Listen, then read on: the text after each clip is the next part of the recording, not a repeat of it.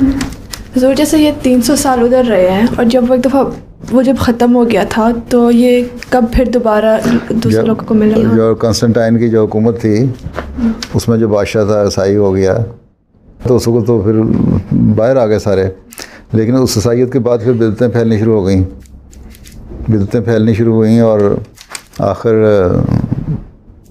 ईसा खुदा बन गया। जिस तरह उन्होंने अपने जो बुत थे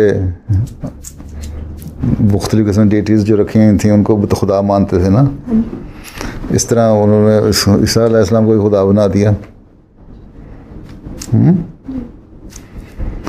तो उसके बाद फिर हो गया। मैंने पिछले इसका शुरू भी और इसका कुछ हिस्सा भी मेरा ख्याल है फिर इसे एक खुतबे में मैंने थोड़ा सा बयान भी किया था, है ना, इशारतन, कि जब वो ईसाई हो गई हुकूमत तो शिरक फैल गया।